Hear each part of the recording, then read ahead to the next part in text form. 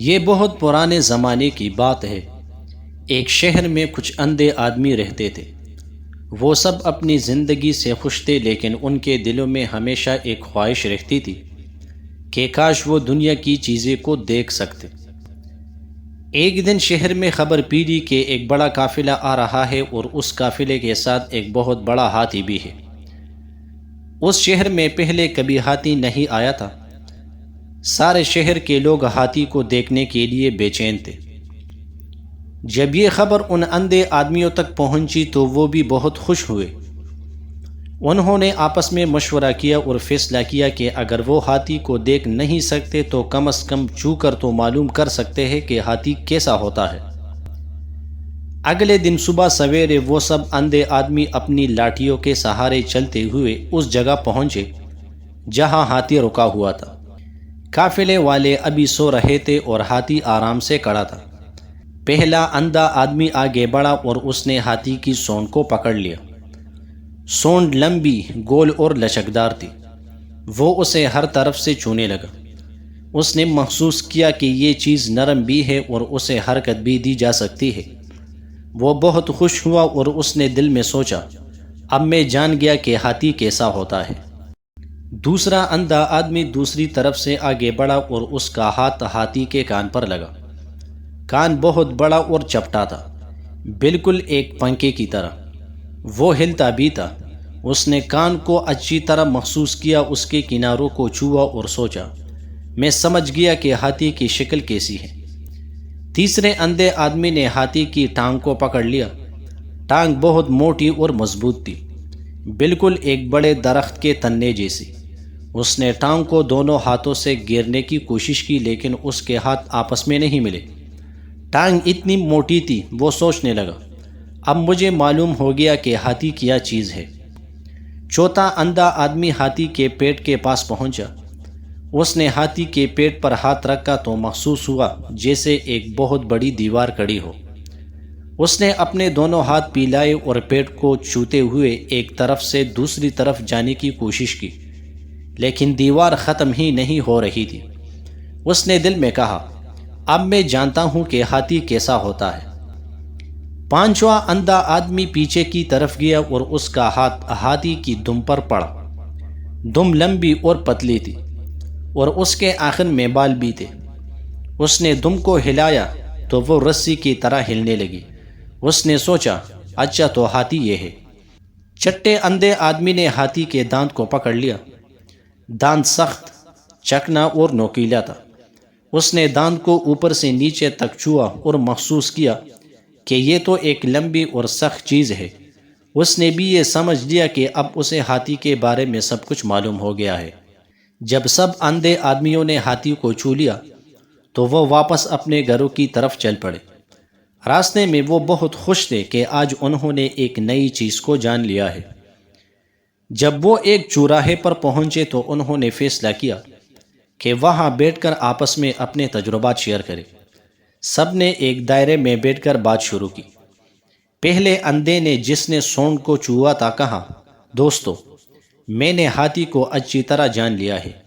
ہاتھی ایک لمبی، گول اور لچکدار چیز ہے، بالکل ایک بڑی رسی یا پائپ کی طرح۔ یہ حرکت کرتی ہے اور مڑتی ہے۔ دوسرا اندھا، جس نے کان کو چھوا تھا، فوراً بول اٹھا، نہیں نہیں، تم بالکل غلط کہہ رہے ہو۔ ہاتھی ایک بڑے پنکھے جیسا ہے۔ یہ چپٹا اور چوڑا ہے اور ہلتا رہتا ہے۔ میں نے خود اپنے ہاتھوں سے محسوس کیا ہے۔ تیسرا اندھا، جس نے ٹانگ کو چھوا تھا، غصے سے بولا، تم دونوں کو معلوم ہی نہیں۔ ہاتھی ایک بہت موٹے درخت کے تنے جیسا ہے۔ یہ گول، مضبوط اور سخت ہے، کوئی اسے ہلا بھی نہیں سکتا۔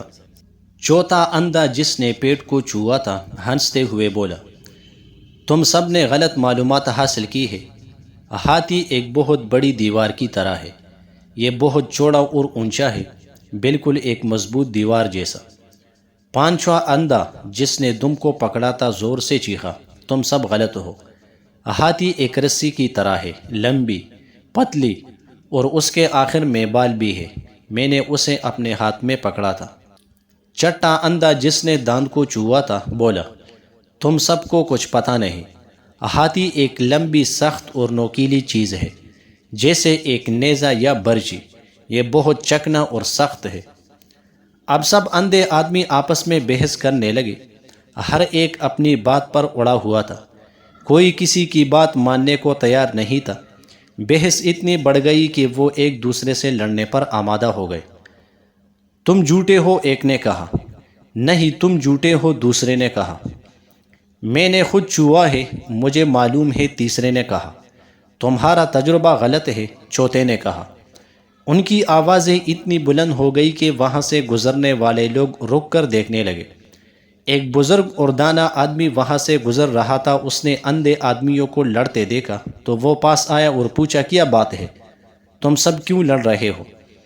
سب نے اپنی اپنی کہانی سنائی۔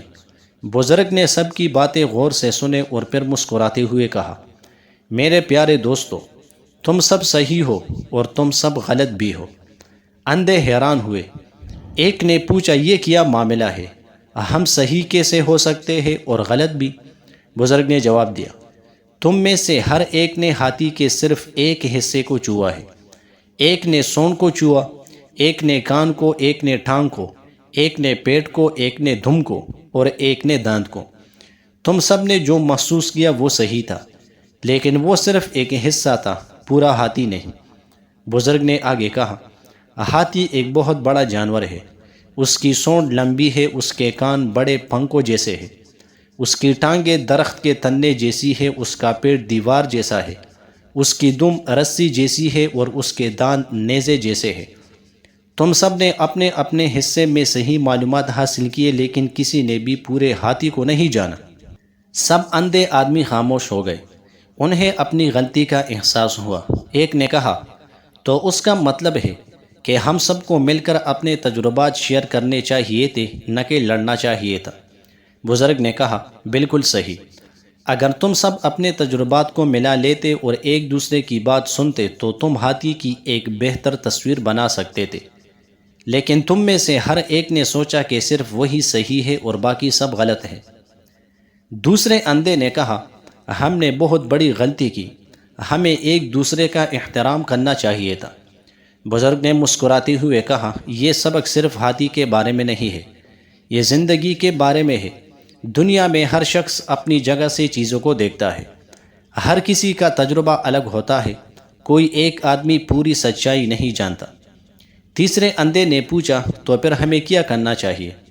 بزرگ نے جواب دیا، تمہیں عاجزی سے کام لینا چاہیے، اپنے علم پر فخر نہیں کرنا چاہیے اور دوسروں کے تجربات کو سننا چاہیے۔ جب مختلف لوگ اپنے تجربات شیئر کرتے ہیں تو سب مل کر سچائی کے قریب پہنچ سکتے ہیں۔